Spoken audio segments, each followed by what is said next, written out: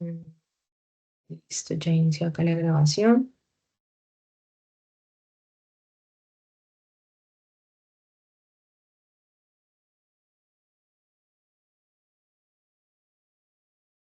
Bueno, un saludo muy especial para cada una de las personas que se encuentran conectadas, quienes nos ven en diferido en nuestro canal de YouTube. Un saludo. Hoy nos encontramos en esta alianza estratégica entre Positivo y Presta Salud, orientados a socializar, a dar a conocer un nuevo modelo de abordaje psicosocial a través de su estrategia Positivamente Más. Esta creación de estos webinars está enfocado a que sea una manera de llegar a cada una de las empresas, las organizaciones a nivel nacional, para que nos capacitemos, nos psicoeduquemos, sensibilicemos frente a la importancia de crear entornos sanos, seguros y felices, porque tú y tu salud son nuestra prioridad para seguir creciendo cada vez más. Entendemos o nuestra perspectiva o visión es que los seres humanos que forman cada organización se necesita que estén seguros, tranquilos, cómodos en su entorno de trabajo para así prevenir el desarrollo de enfermedades y con ello contribuir a la construcción social. Antes de iniciar, me permito presentarme. Mi nombre es María Camila Cardona Meneses, psicóloga de profesión con especialización en seguridad y salud en el trabajo. Actualmente me encuentro cursando un máster en neuropsicología clínica, apasionada por el cerebro, por comprenderlo y así poder entender mucho mejor el comportamiento humano. El tema que nos convoca el día de hoy es la socialización del protocolo de prevención y actuación ante diagnóstico de depresión en el entorno laboral. En el transcurso de esta semana estuvimos hablando de diferentes temas relacionados con diversidad, inclusión, discapacidades, salud mental. ¿Y por qué nos interesa hoy hablar de este protocolo? Porque la depresión es una de las condiciones dentro de lo que hablamos de discapacidad psicosocial. Entonces es importante que si en mi empresa o en mi lugar de trabajo cuento con personas que ya tengan ese diagnóstico de base, es importante que yo establezca un plan de acción, incluso dentro de todo el programa de riesgo psicosocial o de intervención psicosocial que lo vamos a ver en la última sesión de este encuentro. Nos plantea la importancia de sectorizarlo.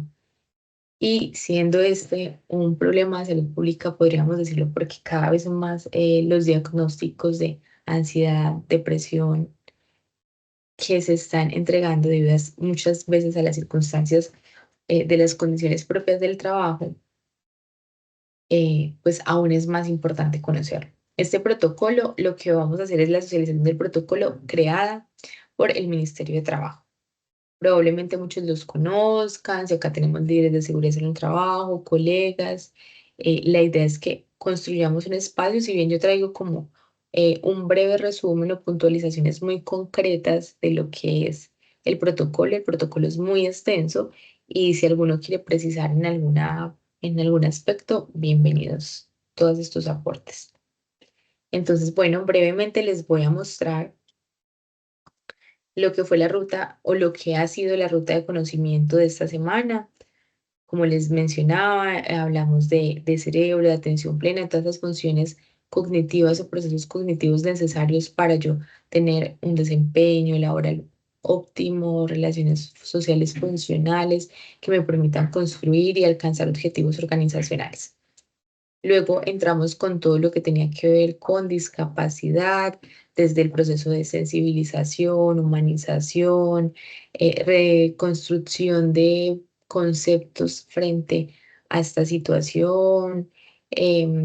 Hablamos del certificado de discapacidad. Entonces, bueno, todos estos temas van a quedar grabados en nuestro canal de YouTube para invitarlos a que si hay algún tema que les interese, bienvenidos a participar en cada uno de ellos. El objetivo que va a guiar este espacio es identificar elementos que puedan implementar los empleadores y trabajadores para promover acciones de recuperación y rehabilitación en casos de trabajadores con diagnóstico de depresión. Recuerden que es muy importante partir del hecho de que somos co-creadores de espacios, ¿cierto? Hay una corresponsabilidad, no es como que únicamente la empresa debe implementarlo. Listo, yo como aporto o apoyo para que esa implementación se dé de manera efectiva, eficiente, adecuada, que aporte realmente a disminuir los factores de riesgo psicosocial o que aporten al mejoramiento de las condiciones de vida de las personas.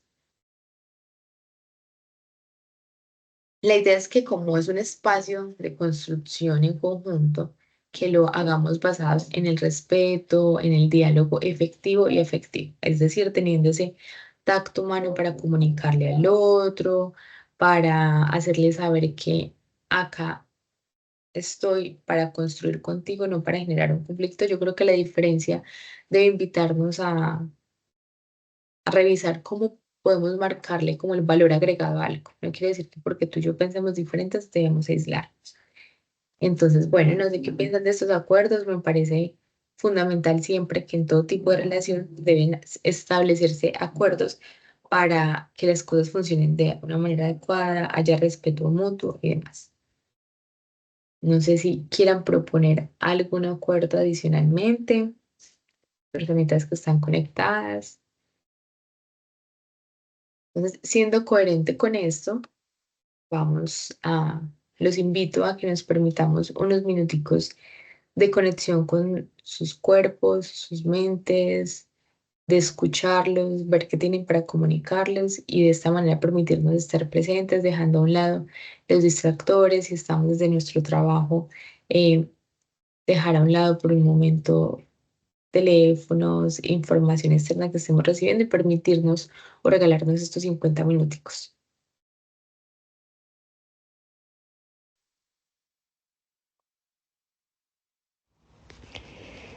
Vamos a empezar a prestar atención a nuestra respiración como un ancla para establecernos en el momento presente. Siéntate cómodamente, procurando que tus pies toquen el piso.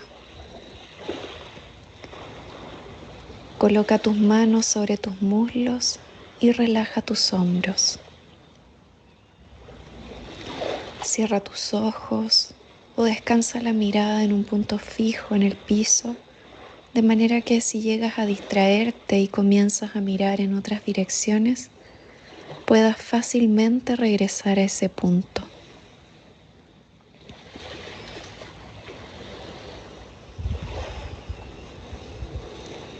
Deja que tu columna crezca alta como el tronco de un gran árbol.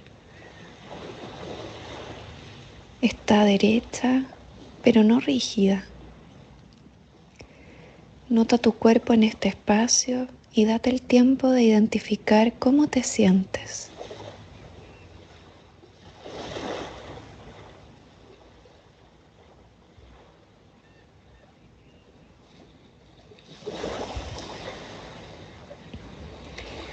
Ahora presta atención al flujo de tu respiración. No es necesario que respires de una forma especial. Tu cuerpo sabe cómo respirar. Simplemente siente el aire entrar en tu cuerpo cuando inhalas y salir de tu cuerpo cuando exhalas.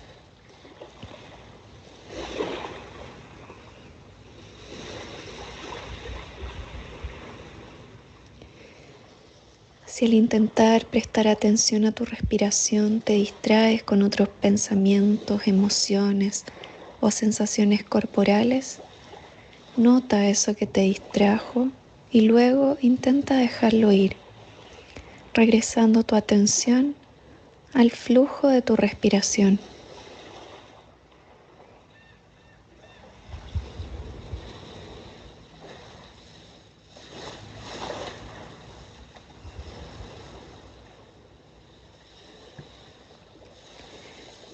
Sigue prestando atención a tu respiración por unos momentos más.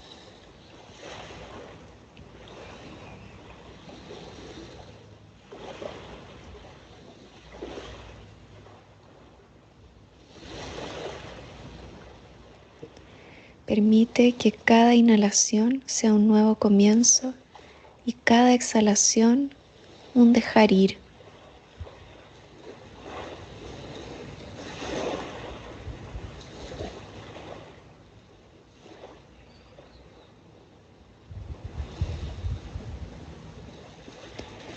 Cuando te sientas listo, Lentamente abre tus ojos y regresa tu atención al espacio donde te encuentras. Bueno, ¿cómo nos sentimos? ¿Cómo se siente ese cuerpo que nos comunica? Los pensamientos, ya voy finalizando semana, con deseo de descansar, de compartir en familia. Pues bueno, siempre esos espacios los inicio con una breve meditación, porque es muy importante conectar con nuestro cuerpo para poder lograr estar presente en los momentos que lo necesitamos. Bueno, entonces este es el protocolo del cual vamos a hablar el día de hoy. Depresión, protocolo de prevención y actuación en el entorno laboral. Así lo encuentran. En internet se encuentra muy fácil, sin embargo, si necesitan información al respecto, se los puedo compartir. En el Fondo de Riesgos Laborales, ustedes van a encontrar en la página del Fondo de Riesgos Laborales como todas las guías. Se descargan los protocolos y todas las guías. Todas se encuentran allí. Bueno, entonces vamos a empezar hablando de la depresión, cuáles son esos síntomas visibles o que se pueden empezar a identificar cuando nosotros hablamos de un trastorno específico a nivel mental. Debemos tener en cuenta diferentes componentes y es que para que sea un trastorno debe tener un tiempo, debe estarse presentando por aproximadamente unas semanas, unos meses, según los criterios diagnósticos, ya sea del CIE-11, ya propiamente hablando de la actualización, o del DSM-5 revisado, que estos criterios, pues, los evalúa psicología. Los psicólogos tendemos a generar una hipótesis diagnóstica, pero quien de alguna forma confirma y verifica el diagnóstico es el psiquiatra. Pero esos son como los dos manuales diagnósticos. Esos son los síntomas que encontramos expuestos en el protocolo. Pero en sí la fuente directa para yo establecer un diagnóstico viene entonces de que se cumpla una intensidad, un tiempo. Para hacer trastorno del estado de ánimo, entonces debe haberme ya afectado la funcionalidad del sujeto, que todos estos síntomas que está presentando la persona lo estén llevando a no trabajar, a aislarse, eh, empieza a no querer participar de ciertos entornos. Entonces aquí ya vemos que, venga, si está afectando su funcionalidad, se está manteniendo en el tiempo, aquí ya podríamos hablar de un trastorno. Es importante revisar cuando sí hay una patología mental y cuando no de pronto estamos patologizando, por ejemplo, un duelo.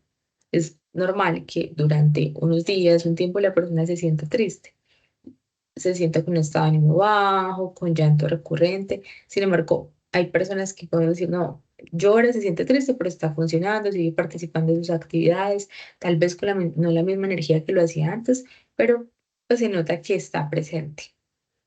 Aquí vemos que empiezan a presentarse estos síntomas en las personas. Poca energía, fatiga, problemas de sueño o apetito, puede darse en los dos casos. O presentarse una hipersomnia, donde la persona siempre está como somnoliento, con sueño todo el tiempo, o un insomnio totalmente, donde no se logra conciliar el sueño, donde hay microdespertares continuamente, entonces duermo un momentico y me despierto y vuelvo y me duermo y así. Entonces no se logra un descanso. A nivel de alimentación, lo mismo. O ese deseo de comer, comer, pero por lo regular, eso es cuando ya lo estamos conectando más con ansiedad. Está el otro lado que es no como, no siento apetito, siento sensación como de estar lleno siempre, a pesar de que no me estoy alimentando, no hay una buena hidratación, consumo de líquidos y demás. Estado de ánimo triste. Aquí es donde empezamos a ver cómo es la habilidad emocional, el llanto recurrente, donde la persona puede estar haciendo cualquier actividad y de la nada sentir deseo de llorar. Entonces empieza de por qué, porque esto está pasando, qué es lo que está pasando internamente para que mi cuerpo esté dando esas respuestas. Esa ánimo ansioso, esa sensación de temor, esa opresión en el pecho, el sentir que no puedo respirar, irritabilidad, me enojo con mayor facilidad, eh, mi entorno me genera malestar, falta de interés. Entonces acá es lo que hablamos de anedonia, abulia, entonces ya no siento interés ni placer por realizar las actividades que antes disfrutaba, quiero quedarme en la cama, necesito dormir más tiempo, no me satisface ya hablar con las personas. Síntomas específicos, aquí, múltiples síntomas inespecíficos sin causa física. Entonces es cuando nos empiezan a decir, no, ella está somatizando. Tiene problemas gastrointestinales, ya se le hizo endoscopia, colonoscopia, exámenes y todo está normal. O sea, internamente la persona está bien, orgánicamente no hay una causa. Entonces aquí vemos cómo se empieza a conectar nuestro cuerpo, mente, lo podríamos ver así, mente y cuerpo. Esos niveles elevados de cortisol me están llevando a unas respuestas biológicas propias de mis pensamientos o de la actitud que estoy teniendo frente a una situación determinada. Etiología relacionada con el trabajo. Entonces, estos síntomas son producto probablemente de sentimientos o pensamientos frente a situaciones propias que suceden en mi entorno laboral, como pérdida o riesgo del empleo. No, es que voy con un nivel bajo de rendimiento y eso está poniendo en riesgo el que yo me vaya. O, por ejemplo, los puestos que tienden a ser eh, por situaciones a nivel políticos. Bueno, la diversidad de situaciones que pasan en los trabajos que pueden poner en pérdida o riesgo mi empleo. Constante introducción de nuevas tecnologías. Entonces, muchas veces cuando hay cambios de plataformas, de aplicativos que les entregan nuevas tecnologías a las personas y esos cambios se dan de manera muy frecuente, la persona puede sentir que no tiene control sobre la situación. Muchas veces un proceso de adaptación puede durar aproximadamente 3 meses. Entonces, si a mí me cambian el software, no sé, en el que venía trabajando, haciendo X matriz, y yo ni me había adaptado a ese y ya me están pasando a otro. Entonces, como esos cambios me empiezan a generar esa tensión y siento que pierdo como el control sobre. Y lo conectamos incluso con esta parte, cambio de los puestos de trabajo, de tareas, sentimientos de pérdida de control. El hecho de que haya un cambio en el puesto o la introducción de una actividad nueva me puede llevar a sentir que no tengo control, que no sé cómo lo voy a hacer.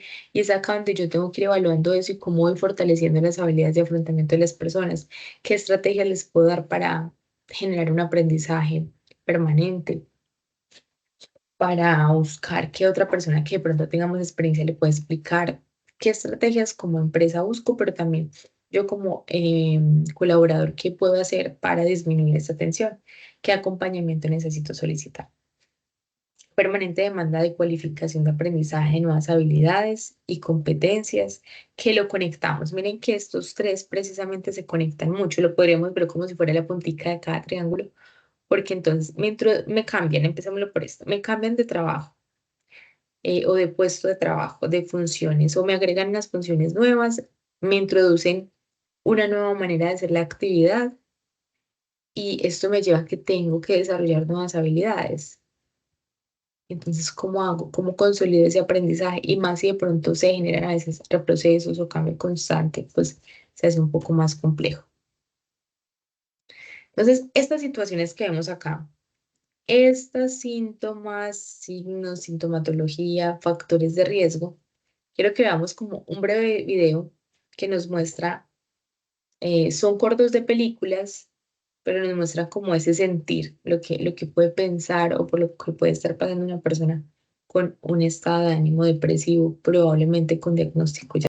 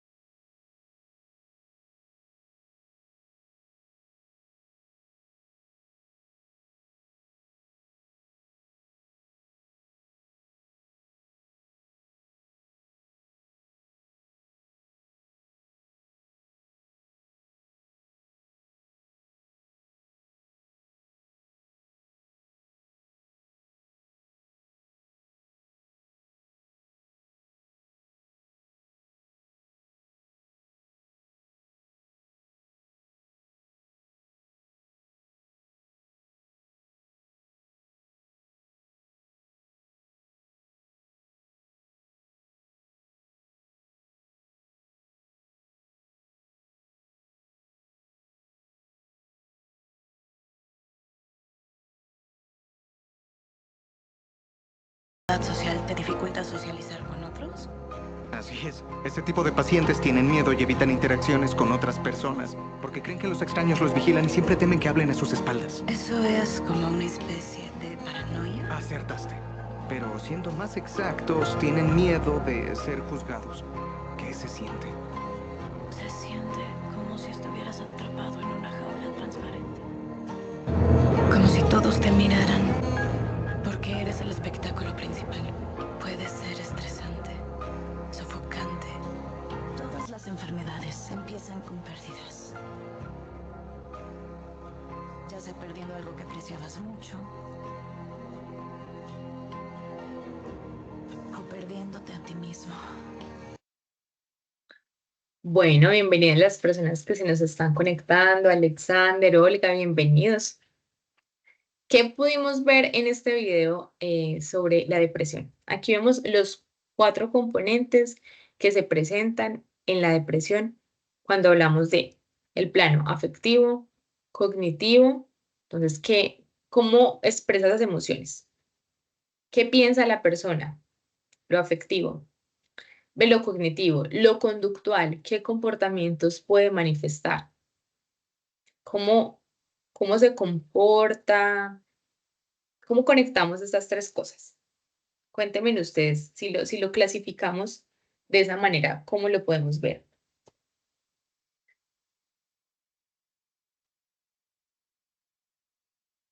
Acá, no.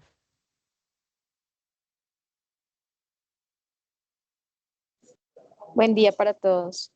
Hola, buen día. De pronto, hola María Camila, de pronto en las expresiones, de pronto el solo hecho de decir que no, no, ¿cómo está bien? Bien, pero pues igual por dentro, pues igual no, no a todo el mundo se le puede decir, digamos, lo que se está viviendo, ¿no? Ajá, Entonces, eso es, digamos que ya empezar como a cerrarse, ¿no? Como que ya no hay confianza como para manifestar pues lo que se está sintiendo. Y como especie de frustración también, ¿no? Pues de lo que se está viendo y que las personas pues no entienden, pues lo que uno cree que no se está entendiendo. ajá. Listo, Olga, muchas gracias. Bueno, lo que tú dices es muy cierto. Primero, cuando hablas de como la dificultad para expresarlo, de que no hay como esa confianza, ha pasado que hay personas que sienten que no tienen una red de apoyo. Uno les pregunta, bien, pero ¿a quién podemos llamar? ¿Con quién podemos hablar? No, yo no tengo a nadie, yo soy solo, solo, solo. Y pueden haber personas, puede tener a sus padres, a su pareja, amigos, pero resulta que estas relaciones no son significativas para esa persona o no se han basado en esa conexión, entonces me quedo sin salida. No sé qué hablar, no sé con quién hablar, no sé con quién decirlo. Y este es el primer factor que cuando estamos incluyendo un protocolo, yo debo tener ahí presente, venga, en mi ruta de salud mental, si llega a pasar esa situación con un colaborador, ¿cuál es la red de apoyo que voy a activar? Si esa persona no tiene red de apoyo, tengo que mirar qué hago, pero esa persona no me puede quedar sola. ¿Qué tal que esa depresión me lleve a activar unas ideas de muertes o una ideación suicida? ¿Qué va a pasar acá? ¿Qué más pueden ver las otras personas conectadas? Por ejemplo, en el plano comportamental. Hablamos cognitivo, afectivo, comportamental. Incluso podríamos ver el Esto, fisiológico. Hola, dale, Alexander. hola, ¿cómo estás? ¿Qué más, María Camila? Bien, Yo gracias. no sé hasta qué punto es un factor liberador el tema de expresarse o por lo menos esos momentos de ira, de rabia, que como que uno y pues las personas, y igualmente incluido yo, libera uno un poco esa tensión como, y después se siente como más tranquilo, a diferencia de otras personas posiblemente que todo lo acaparan y todo lo guardan y de pronto no tienen esas válvulas de escape emocionales y se van acumulando, ¿sí? ¿Tú qué piensas sobre eso? Ujú. Bueno, es muy importante poder soltar, pero no que busca hacer una contención emocional que la persona pueda gritar si quiere golpear algo, pero protegerse. Por ejemplo, yo trabajaba en un hospital y allá en el hospital solía pasar mucho cuando dábamos la noticia del fallecimiento de un familiar. Las personas querían gritar, golpear. Tuve un caso muy fuerte en el que fallece un bebé, eran gemelitos, fallece uno de los gemelos, unos chicos muy jóvenes, y el chico se desborda y empieza a querer golpear las paredes y estábamos en un lugar donde había un sofá. Entonces yo me le acerqué y le dije, mira, entiendo tu frustración, entiendo tu ira, pero tienes que protegerte a ti también. Entonces, ¿quieres coger algo a golpes? Coge ese sofá, pégale, pégale porque es válido lo que estás sintiendo, esa emoción que estás teniendo. Y lo que tú dices, Alexander, es muy cierto, es importante. Si quiere gritar, grite, pero ¿cómo hacemos, cómo acompañamos para que haya cierta funcionalidad para que la persona no se me vaya a autolastimar o no vaya a ser un riesgo también para los que están a su alrededor? En esos casos pasaba de que muchas veces, si había frustración del paciente o del familiar, pues se iba y agredía a los médicos. O sea, nos pasó varios casos donde le pegaron a los médicos, la semana pasada le pegaron a una compañera porque había tanta ira, porque muchas veces pues se juzga, ¿cierto? Es como que no, esto pasó por culpa de ustedes. Entonces uno dice, sí, es importante, saque la emoción, pero ¿cómo lo volvemos funcional? Si yo quiero gritar, ¿qué hago? O voy y me encierro en un baño y lloro y lloro y lloro y luego vuelvo y salgo. Si estoy en un entorno laboral, por ejemplo, si algo me generó mucha frustración y tengo la posibilidad de salir, moverme, gritar, si puedo coger hojas y arrugarlas, es cómo canalizo, cómo como que direcciono esa energía que tengo de maneras funcionales. No sé si se han dado cuenta, creo que es en Estados Unidos donde están promoviendo mucho, que han creado como casas para la gente ir a soltar la tensión. Entonces, sacos de boxeo, quebrar platos. Creo que en Netflix es donde hay como un documental de esto. O sea, tú vas y pagas la hora, si quieres, para ir a golpear objetos, a quebrar cosas. Bueno, como estrategias que utilizan para que las personas puedan canalizar sus procesos de ira. Uno siempre dice, si puede, coja una almohada, busque un objeto. Ahora están vendiendo unos cositos. Ay, en otro encuentro, si nos vemos por aquí, se los mostraré. Mañana se lo encargué a un amigo y es un muñequito. Un muñequito se puede estirar, se puede apretar. Entonces uno, por ejemplo, canaliza estas maneras. A los niños, cuando son muy ansiosos, tienden a morderse las uñitas, incluso los adultos también lo hacen. Entonces uno dice, venga, ¿cómo puedo canalizar? En un colegio en el que estaba, yo buscaba que los niños tuvieran o una plastilinita o hay una terapia cognitivo-conductual que busca es que como que se pringue, sí, como que digamos que es un cauchito, entonces yo lo cojo y me hago así, ¿cierto? Como para volver al momento presente, pero tengo que soltarlo. Lo que tú dices es muy valioso, debo liberar eso que tengo internamente, porque cuando lo guardo, lo guardo, lo guardo, me puede conllevar o a desarrollar una afección mental o una situación física y llegar al momento en el que me desbordo tanto que lo más probable es que aparezca una ideación suicida impulsiva de una, o sea, no lo pensé y me quedé aquí quietico, sino que ya lo hago. O sea, estoy tan cargada de tantas cosas que actúo inmediatamente. Entonces, por eso es muy importante promover que se gestione la emoción, que no se guarde, pero que esa gestión sea funcional, sin hacerme daño a mí mismo ni hacerle daño a otros. Entonces, muchas gracias por la participación. Muy valiosos esos aportes de ustedes.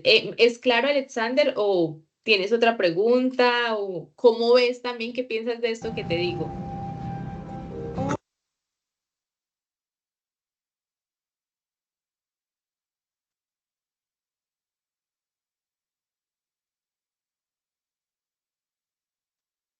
Bueno, había otro componente que les quería mencionar, se me estaba pasando el componente cognitivo, aparte de lo que nos decía Olga, hay un aspecto muy importante y es cómo aparecen esas distorsiones cognitivas.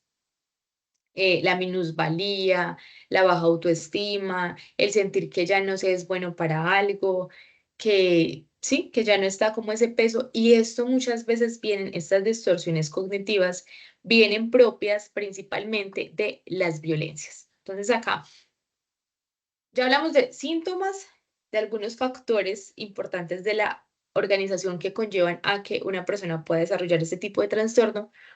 Y acá vemos otros más.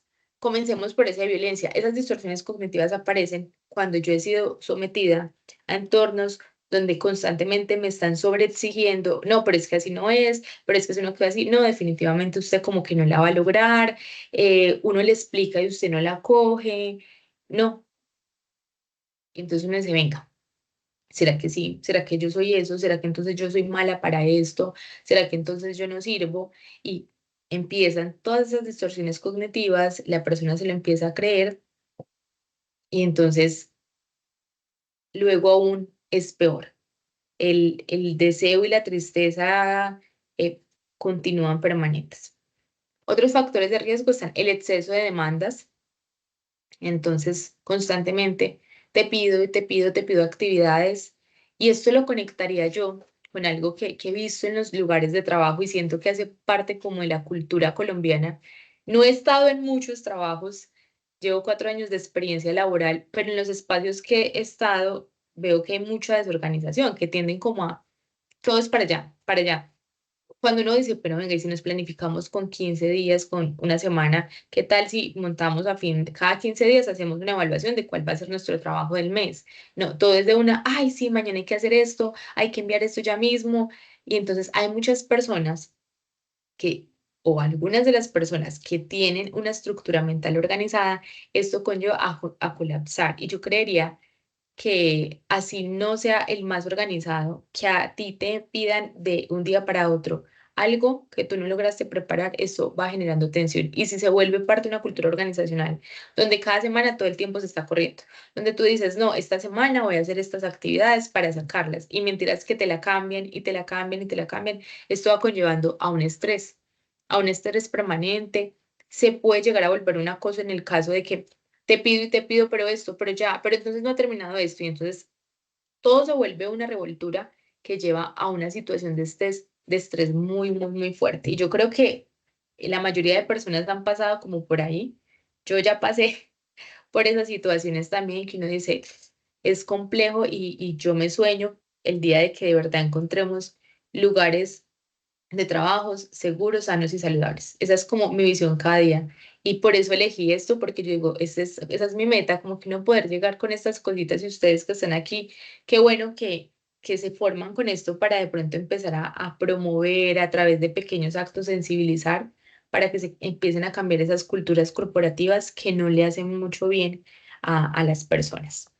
Amenazas de empleo, lo que hablábamos ahora, el tema de yo no saber si mi contrato continúa. Yo creo que esto es una situación que se está viviendo mucho con trabajadores que están como por prestación de servicios, a veces hacen parte, no, esto es un proyecto temporal, se acaba y no sabemos si pues va a haber continuidad porque finalizó el proyecto, o son cargos públicos, pero a nivel político, ¿cierto? Pero bueno, no vamos a entrar a hablar de ese tema, pero todo esto que me genera a mí una amenaza.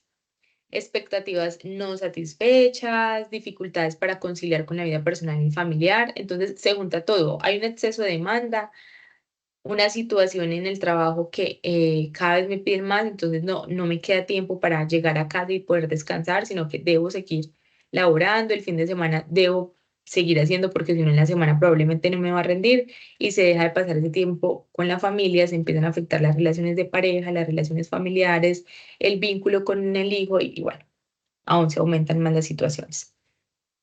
En el protocolo que nos establece el ministerio, esta tabla la saco directamente de allí y la quise traer así tal cual como ellos lo muestran. La plantean con base en el decreto 1477 del 2004 del Ministerio, que es como toda la normatividad. Ahora vamos a ver un poquito mm, referente a lo que nos lleva a hacer evaluación de riesgo psicosocial. Las personas que han estado aquí, Olga ya ha participado y hemos hablado un poco de todo lo que es la evaluación de riesgo psicosocial, cómo después de esa evaluación de riesgo psicosocial yo obtengo unos resultados y con base en esos resultados me dispongo a crear un programa de intervención psicosocial, que es como exactamente lo que estamos hablando acá, con base en todas las guías que me da el ministerio. Entonces, ¿qué nos dice esta guía y qué se establece a través de la resolución? Que los factores de riesgo son a nivel de la gestión organizacional, características de la organización del trabajo. Entonces, gestión organizacional, ¿cuál es esa corporativa? Esa cultura corporativa, lo que veníamos hablando ahora. Nos organizamos con tiempo, programamos las actividades gestionándolas desde un tiempo adecuado, sin tener que correr. Tenemos como todas las comodidades o la ergonomía en el puesto de trabajo, los materiales para que los colaboradores cada día lleguen y puedan hacer sus actividades sin ninguna limitación, sin ninguna barrera.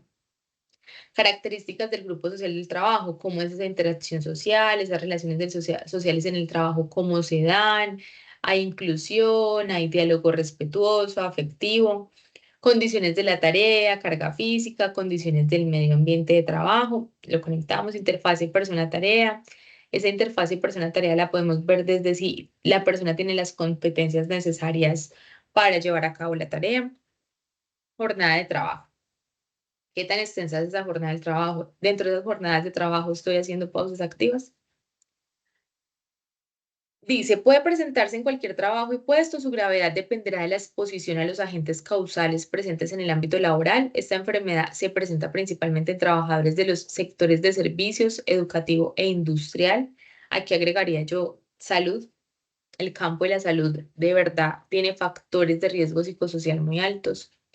Secretarias, empleados con funciones técnico-administrativas, administradores, contadores, maestros, enfermeras, entre otros.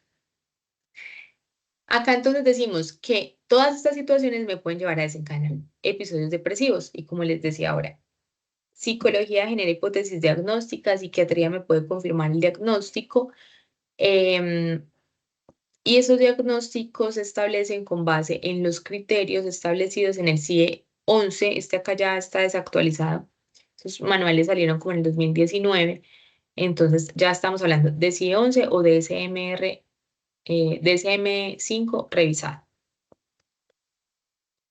La MHGAP, no sé si la han escuchado, pues esta es propiamente más usada por profesionales de la salud. Es un aplicativo, es un manual, es muy interesante porque ya lo encontramos en una aplicación y lo que uno hace como profesional de la salud mental es como evaluar los criterios. Entonces yo te hago unas preguntas específicas ligadas a revisar si cumples con los criterios clínicos establecidos en el CIE 10 o en el CIE 11 o el DCM, que son los criterios diagnósticos que les comentaba. Y con base en eso hago un diagnóstico presuntivo y puedo revisar, vengas por aquí, remitos, una guía muy interesante. Dice que el objetivo de esta guía es ofrecer herramientas para que los trabajadores de la salud no especializados puedan identificar, evaluar y tratar mejor las necesidades de la salud mental en personas afectadas con emergencia. Los contenidos incluyen un módulo sobre evaluación y tratamiento de la depresión, el cual es más fácil de consultar y útil para complementar las acciones. Por ejemplo, me parecería una herramienta muy útil para los triage de los servicios de salud. Si en una empresa de pronto cuentan con enfermero, jefe de enfermería o un médico laboral que pueda hacer un análisis breve con esta guía y así decir, venga, acá está pasando algo, remitamos, revisemos y pues qué chévere si ya se va el trabajador con un concepto clínico, más o menos que ya sea en su EPS o en la entidad prestadora de salud que puedan hacerlo confirmatorio. Porque es importante este protocolo, entonces nos habla de que es un protocolo informativo, donde me desglosa todo el proceso, me da a conocer de qué se trata y nos entrega actividades de información para sensibilizar, psicoeducar y con base en ellas también generar unos planes de prevención y hablamos de 3 tipos de prevención principalmente. Prevención primaria, prevención secundaria y prevención terciaria. Cuando hablamos de prevención y no de promoción, promoción es cuando decimos, en este entorno, en esta situación, aún no hay una problemática. Entonces vamos a promover habilidades para la vida, para prevenir que se me desarrolle esta situación. Cuando yo ya hablo de prevención primaria, secundaria y terciaria es porque ya tengo casos, ya está el diagnóstico o ya están los factores de riesgo en el medio que si yo no los intervengo y los mantengo como niveladitos me van a llevar. Hablando de prevención primaria, secundaria ya hay un diagnóstico y terciaria ya se están viendo repercusiones en la salud del trabajador y por ende tengo que entrar ya a hablar de rehabilitación. Entonces comencemos por la primaria. En la primaria puedo utilizar, por ejemplo, preguntas de tamizaje en las intervenciones para llevar a cabo un diagnóstico. Esos tamizajes los puedo hacer a través de una campaña de psicoeducación. Cuéntame si en los últimos 7 días de esta semana te has sentido muy triste. Sí. ¿Has tenido pensamientos o ideas de muerte? Sí. Ay, bueno, venga. Entonces voy a psicoeducar que cuando estas situaciones están presentes, hay un riesgo de esto, esto y esto. Entonces, ¿será que necesito indagar un poco más para activar una ruta de salud mental? Mm, para de pronto sensibilizar y promover que haya un acompañamiento más intensivo. Hago entrenamientos en manejo de la ansiedad y el estrés, técnicas de relajación, promuevo hábitos de vida saludable y todo esto me lleva a promover una salud mental. Prevención secundaria, proceso de detección y valoración. Entonces podemos ver la evaluación de factores psicosociales como un proceso de detección y valoración. Yo voy a hacer un análisis de los puestos de trabajo o más bien de la percepción que tienen los trabajadores sobre su lugar de trabajo. Comunicación efectiva y participativa. Entonces yo hice esa evaluación, socializo los resultados con toda la empresa. Por lo regular, esos resultados, cuando nosotros los psicólogos los hacemos, quienes participan de la reunión o de la socialización son los líderes, los gerentes, pero no participan comité de convivencia, o bueno, hasta ahora desde mi experiencia no han participado comités de convivencia, comités de seguridad y salud en el trabajo, de paritarios de seguridad en el trabajo, y uno pues cree que entonces esta información luego va a ser socializada con ellos, ¿cierto? Pero qué bueno que no sean solamente los líderes, sino que hayan esos representantes de los trabajadores ahí presentes en esa socialización para que conozcan y ellos también sepan qué está pasando y se pueda complementar. Y esta información, crear mesas de trabajo con las ARL, las IPS o EPS, se vuelve fundamental, porque aquí yo puedo empezar a hacer análisis de caso, de estudio. Entonces tenemos 5 personas que este mes ingresaron con un diagnóstico de depresión, de ansiedad. ¿Qué vamos a hacer? ¿Qué plan de ajustes razonables vamos a hacer? Veo que no nos va a alcanzar el tiempo para, miremos hasta dónde vamos. Prevención terciaria, rehabilitación e incorporación al trabajo con un diagnóstico de depresión. Entonces, aquí hablamos de esos ajustes razonables y en los planes y en el plan de ajuste razonable, pues quiénes están involucrados, la ARL, la EPS como sus guías, seguridad en el trabajo, familia, trabajador. ¿Y qué busco con ese plan de ajuste razonables? Un fortalecimiento de las redes de apoyo social, porque siempre la red de apoyo, activarla va a ser fundamental. Una persona con estas condiciones no me puede estar solita. Incluso la red de apoyo social dentro del trabajo. ¿Quiénes son esas personitas que van a estar de pronto atentos a un desborde emocional, a una situación propia? Socialización con el equipo de trabajo. Es importante entender que la salud mental ya se ve como una urgencia vital también. O sea, yo puedo llegar a un centro de urgencias a decir, estoy mal, estoy triste, tengo pensamientos de muerte, me quiero suicidar, quiero hacer esto, por favor, ayúdenme. Y entran a hacer pues como todo un plan de evaluación. Entonces nos dice, si están presentes los siguientes criterios, se debe hacer una intervención para una atención de emergencia, una hospitalización, intento plan estructurado de suicidio, síntomas psicóticos, comportamiento de riesgo, conductas autolesivas, compromiso del Estado general, consumo o abuso de alcohol u otras sustancias psicoactivas, deficiencia de red de apoyo y violencia intrafamiliar.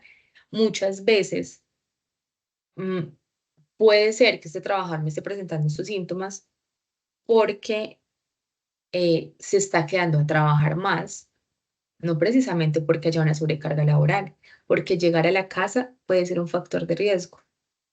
Si yo llego a mi casa, probablemente me pase esto, me hagan daño, eh, no sé qué personas están viviendo allí, cuáles son los riesgos que se pueden encontrar en casa que se vuelven inherentes también a estas situaciones. Aquí hay un flujograma breve. Yo los invito a que si están interesados en este tema, si desean profundizar más, revisen el tamizaje como tal, más a profundidad, que vean estos pasos, pero lo esencial es eso, necesitamos conocer la sintomatología, necesitamos conocer los actores involucrados, y creo que lo tengo aquí más, espérenme, no, veámoslo hasta acá. Tenemos cuáles las acciones o el protocolo de actuación, que también debo establecerlo. Este es un protocolo, una guía que nos da el ministerio, pero la idea es que nosotros, como empresas, lo adaptemos a las necesidades. Inicio, analizar los resultados de la evaluación de factores de riesgo psicosocial y los efectos en su salud. Controlar factores de riesgo psicosocial. Entonces, trabajadores que no presentan signos y síntomas de depresión. Ahí está otra cosa. Yo debo un programa de intervención psicosocial no es únicamente, hago un programa para todo el mundo, no. Debo clasificarlo en los que tienen síntomas y los que no tienen síntomas, porque yo, ¿cómo voy a hacer que los que ya presentan síntomas no me desencadenen otras enfermedades y los que no presentan, pues que no me vayan a llegar acá? Entonces son acciones diferentes a implementar. Entonces, los que no tienen síntomas, implementar prevención primaria, ya veíamos cuáles eran esas acciones, y realizar un seguimiento y monitoreo. Si tienen síntomas, realizar una prevención secundaria, muchas veces terciaria también ambas, realizar preguntas de tamizaje para depresión en atención primaria, tamizaje de depresión positivo, sí, consulta especializada de salud mental, que es lo que decíamos, todo el proceso de remisión o no, seguimiento y monitoreo. Hay tamizajes breves de depresión, pues la idea es que estos tamizajes sí sean aplicados por psicólogos, son pruebas, principalmente tenemos autores como Aaron Beck, Ellis y Judith Beck, que es la hija de Aaron Beck, son autores de la terapia cognitivo-conductual de psicología, y ellos tienen test muy interesantes, pero pues estos test, si no es como que yo como líder de seguridad en el trabajo, como líder de gestión de talento humano, que no sé, tengo soy profesional en seguridad en el trabajo o profesional en administración de empresas con especialización en gestión de talento humano, le voy a aplicar, no.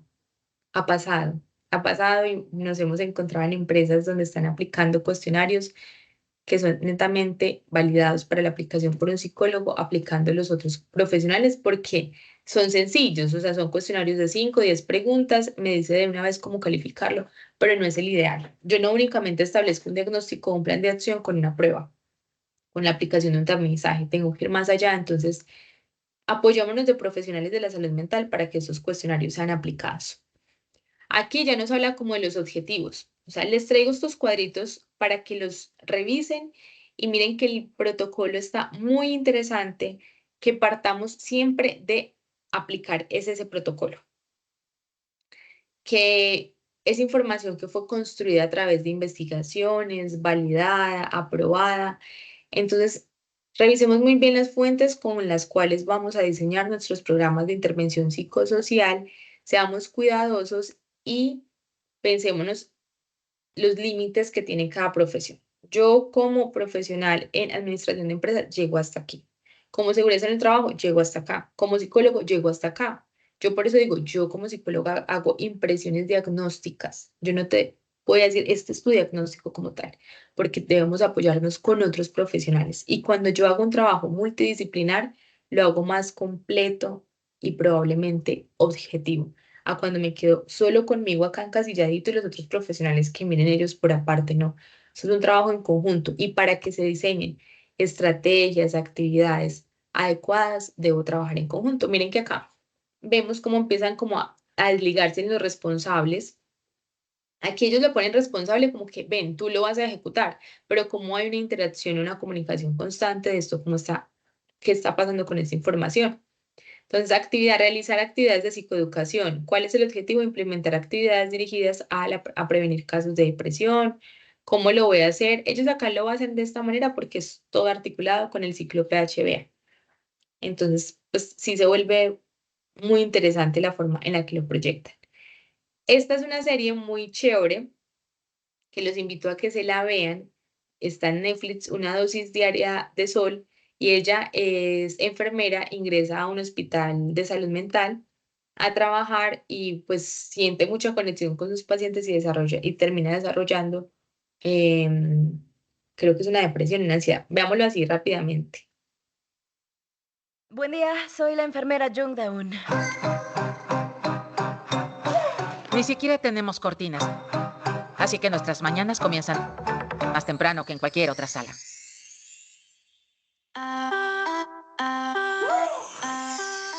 Buen día, gran moderadora. Esta es mi bendición matutina. Pero no al protocolo para tratar con pacientes. La ayudaré en todo lo que necesite. ¿Cómo se siente ahora, señor? Si usted quiere, puedo ayudarlo. No lo creo. ¿Qué es lo que le ha estado molestando? Me siento mal de que la gente buena termine aquí. ¿Puede respirar? ¿Todo listo? Mucha suerte. Hola, Yugda. Como sea, ¿qué tal el primer día? Mamá, ¿Qué pasó? estoy en casa.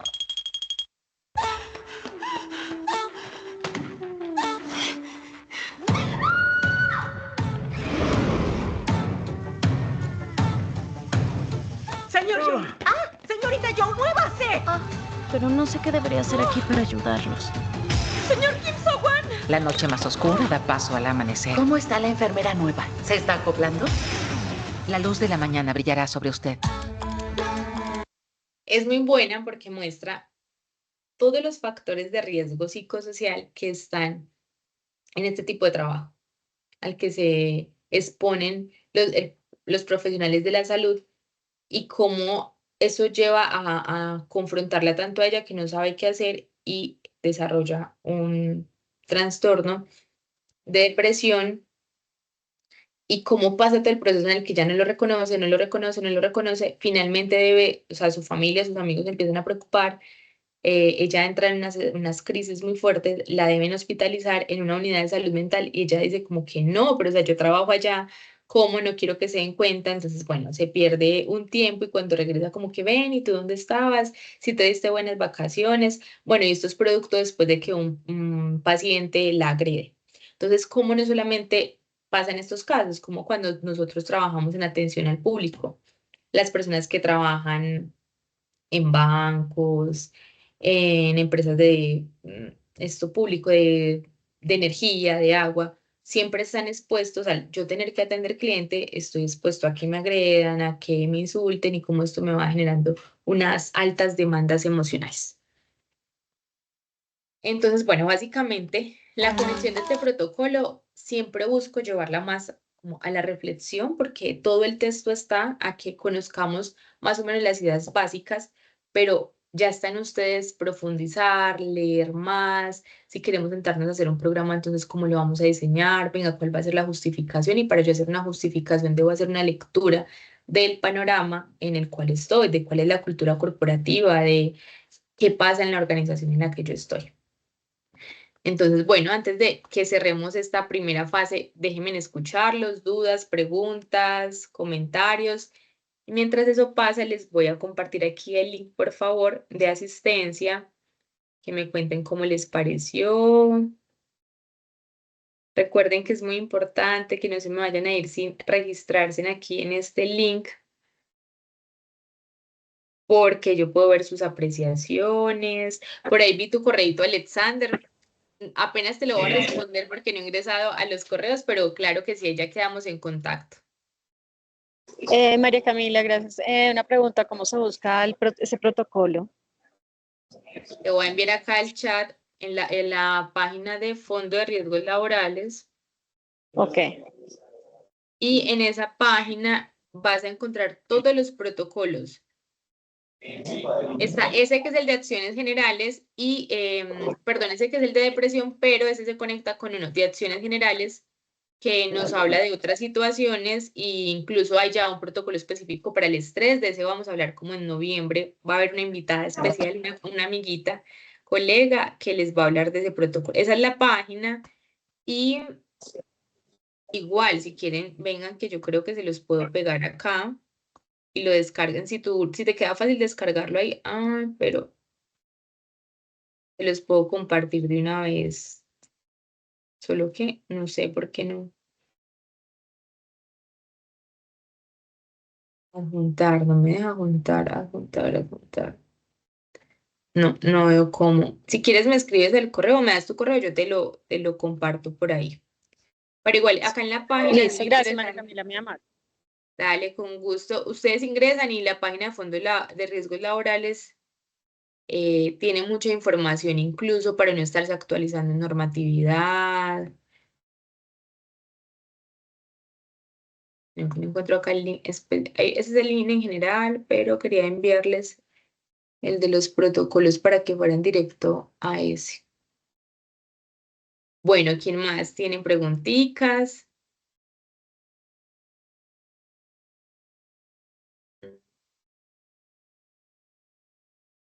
Bueno, si no hay más preguntitas, entonces vamos a cerrar este espacio. Si pueden continuar conectados, vamos a a continuar con otro tema muy interesante también, que vamos a profundizar un poquito en ajustes racionales